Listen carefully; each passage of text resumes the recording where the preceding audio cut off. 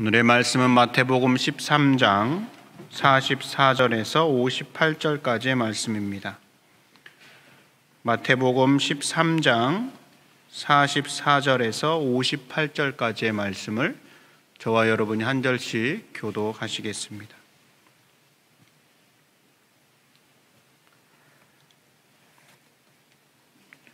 천국은 마치 밭에 감추인 보화와 같으니 사람이 이를 발견한 후 숨겨두고 기뻐하며 돌아가서 자기의 소유를 다 팔아 그 밭을 사느니라. 또 천국은 마치 좋은 진주를 구하는 장사와 같으니 극히 값진 진주 하나를 발견하매 가서 자기의 소유를 다 팔아 그 진주를 사느니라. 또 천국은 마치 바다에 치고 각종 물고기를 모는 그물과 같으니 그물에 가득함에 물가로 끌어내고 앉아서 좋은 것은 그릇에 담고 못된 것은 내버리느니라. 세상 끝에도 이러하니라. 천사들이 와서 의인 중에서 악인을 갈라내어 풀무불에 던져 넣으리니 거기서 울며 이를 갈리라. 이 모든 것을 깨달았느냐 하시니 대답하되 그러하오이다. 예수께서 이르시되 그러므로 천국의 제자된 서기관마다 마치 새 것과 옛 것을 그 곳간에서 내오는 집주인과 같으니라. 예수께서 이 모든 비유를 마치신 후에 그곳을 떠나서 고향으로 돌아가사 그들의 회당에서 가르치시니 그들이 놀라 이르되 이 사람의 이 지혜와 이런 능력이 어디서 났느냐. 이는 그 목수의 아들이 아니냐. 그 어머니는 마리아, 그 형제들은 야고보, 요셉, 시몬, 유다라 하지 않느냐. 그 누이들은 다 우리와 함께 있지 아니하냐. 그런즉 이 사람의 이 모든 것이 어디서 났느냐 하고 예수를 배척한지라. 예수께서 그들에게 말씀하시되 선지자가 자기 고향과 자기 집 외에서는 존경을 받지 않음이 없느니라 하시고 함께 읽습니다. 그들이 믿지 않음으로 말미암아 거기서 많은 능력을 행하지 아니하시니라. 아멘. 우리 마태복음 13장은 천국 비유장이라고 그렇게 우리에게 잘 알려진 본문입니다. 오늘 우리가 함께 읽은 이 본문 44절부터 58절까지의 이 많은 본문 가운데 저는 44절부터 46절까지의 천국에 관한 두 가지 비유를 중심으로 오늘 새벽의 말씀을 잠깐 나누도록 하겠습니다. 여러분은 천국이라는 단어를 들으면 어떤 생각이 드십니까? 흔히 우리는 천국 하면 하늘나라를 연상하기 때문에 우리가 이 세상을 떠난 후에 영원히 가서 살게 될 그 하나님의 나라를 생각하곤 합니다. 이는 천국이라는 단어가 하늘나라를 연상시키기 때문인데요. 그러나 이 천국이라는 단어는 마태복음에서는 천국이라고 사용되어 있지만 누가나 또 마가복음에서는 이 천국을 하나님의 나라라고 기록하고 있습니다. 그러므로 우리는 천국이라는 단어를 이해할 때 하나님의 나라라고 이해하면 훨씬 그 폭이 넓어질 수 있음을 말씀드릴 수 있습니다. 그래서 하나님의 나라라고 한다면 도대체 하나님의 나라는 어떤 것인가? 우리가 이렇게 생각해 볼 수 있습니다. 우리가 누군가의 나라다라고 하면 그 사람의 영향력, 그 사람의 다스림, 그 사람의 통치가 이루어지는 나라, 그 나라를 누군가의 나라라고 이야기를 합니다. 그래서 우리가 하나님의 나라라고 한다면 하나님의 통치, 하나님의 다스리심이, 하나님의 영향력이 드러나는 곳, 그곳이 하나님의 나라라고 우리가 이해할 수 있습니다. 그런 면에서 하나님의 나라는 그럼 어디에 있느냐? 우리가 세 가지로 생각해 볼 수 있는데 앞에서 말씀드린 것처럼 우리가 이 세상을 떠나서 영원히 가서 살게 될 하나님의 나라, 그 천국은 하나님께서 영원한 왕으로 통치하시기 때문에 그곳이 하나님의 나라 천국이다라고 이야기할 수 있습니다. 또 하나님의 나라는 어디에 있느냐? 하나님의 나라는 바로 우리의 마음 안에 있다라고 말씀드릴 수 있습니다.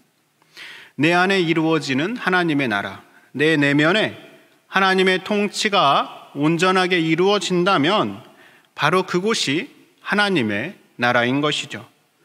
그래서 이를 깨달은 버틀러라는 사람은 우리가 잘 아는 찬송가 438장에서 이렇게 고백합니다.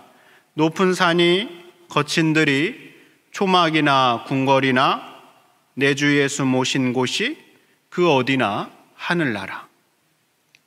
예수님을 마음으로 믿고 받아들인 그 사람의 내면, 하나님의 다스리심이 임하는 그곳이 어디인지 간에, 그 사람이 어디에 있든지 간에 바로 그 내면이 하나님의 나라다라고 말씀하고 있는 것이죠. 하나님의 나라는 그럼 또 어디에 있을까요? 예수님께서 바리새인들과의 대화에서 하나님의 나라가 어디에 있는지를 이렇게 말씀하십니다. 하나님의 나라는 볼 수 있게 임하는 것이 아니요 또 여기 있다 저기 있다고도 못하리니 하나님의 나라는 너희 안에 있느니라. 여기 너희 안에 있다라는 것은 우리 마음 안에 있다라는 것을 의미하는 것이 아니고 사이를 의미합니다. 그러니까 사람과 사람 사이에 있는 이 사이에 하나님의 나라가 임하고 있다, 하나님의 통치가 이루어지고 있다라고 말씀하고 있는 것이죠. 바로 이것이 세 번째 하나님의 나라입니다. 사람과 사람 사이에 임하는 하나님의 나라, 즉 내가 만나는 사람들과의 사이에 하나님의 나라가 임한다라는 것이죠. 어떻습니까? 여러분 안에, 여러분이 만나는 사람과 사람들 사이에 하나님의 나라가 얼만큼이나 이루어지고 있습니까? 우리가 하나님의 나라를 이루어가기 위해서 우리에게 요구되는 것이 있습니다. 하나님의 나라는 그저 이루어지지 않는다라는 것을 우리에게 말씀하고 있기 때문입니다. 하나님의 나라를 이루기 위해서는 그에 따른 대가가 필요한데 오늘 본문 44절에 보면 이렇게 기록되어 있습니다. 천국은 마치 밭에 감추인 보화와 같으니 사람이 이를 발견한 후 숨겨두고 기뻐하며 돌아가서 자기의 소유를 다 팔아 그 밭을 사느니라. 여러분, 아마도 이 사람은 뜻밖의 횡재를 경험한 것 같습니다. 밭에서 일을 하다가 보화를 발견했기 때문이죠. 그런데 이 사람은 어째서 밭에서 보화를 발견하게 되었을까요? 오늘날은 은행이나 금고가 있어서 귀중품이나 돈을 그곳에 안전하게 보관하거나 맡겨둡니다.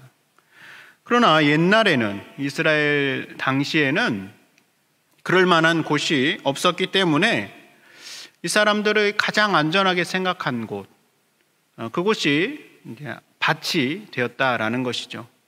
오히려 집은 전쟁이나 다른 사람들의 습격 혹은 도둑들이 들어와서 몰래 훔쳐갈 가능성이 있었기 때문에 밭에 자신만이 아는 표식을 해서 그 땅 아래 이제 귀중한 귀중품들을 묻어두곤 했다라는 겁니다.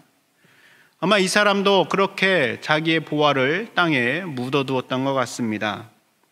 그런데 이 사람이 어떠한 연고인지는 모르겠지만 자신이 그 땅에 보화를 묻어두었다라는 것을 누구에게 말하지 못하고 세상을 떠나게 된 것이죠.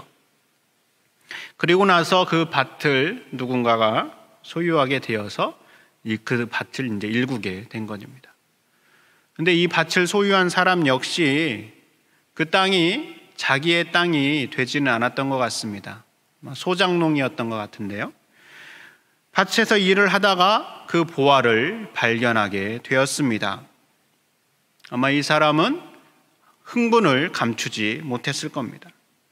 그러나 그 흥분과는 달리 아직 그 밭이 자기의 땅이 아니기 때문에 그 밭에서 얻은 보화도 자기의 것이 될 수 없다라는 것을 생각한 것이죠. 그래서 그는 그 밭을 자기가 소유하기 위해서 자기가 가지고 있는 것 전부를 팔게 됩니다. 조금만 팔아서도 그 밭을 소유할 수 없었기 때문에 자기의 소유 전부를 다 팔아야 할 정도였습니다. 여러분, 이 사람이 이 밭을 소유하기 위해서, 이 밭의 보화를 얻기 위해서 치러야 할 것은 무엇이었습니까? 자신의 것 전부를 파는 것이었습니다. 예수님은 계속되는 비유에서도 비슷한 말씀을 하십니다. 45절과 46절에는 좋은 진주를 구하는 장사의 비유를 말씀하시는데 45절입니다. 또 천국은 마치 좋은 진주를 구하는 장사와 같으니 극히 값진 진주 하나를 발견하며 가서 자기의 소유를 다 팔아 그 진주를 사느니라. 여러분, 진주 장사의 목표는 무엇입니까? 좋은 진주를 구하는 겁니다.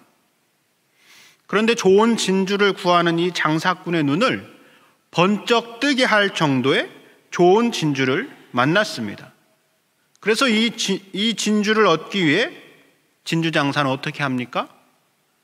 가서 자기의 소유를 다 팔아 그 진주를 사느니라. 밭에 감추인 보화나 진주 장사의 공통점은 무엇일까요? 자기의 소유 전부를 파는 것입니다. 자기의 소유 전부를 팔면 남는 게 아무것도 없을 수 있는데 이 사람들은 어째서 이렇게 자기의 모든 것들을 팔고 있습니까? 바로 천국을 얻기 위해서입니다. 하나님의 나라, 하나님께서 다스리시는 나라를 얻기 위하여 자신의 것 전부를 팔아도 아깝지 않은 것입니다.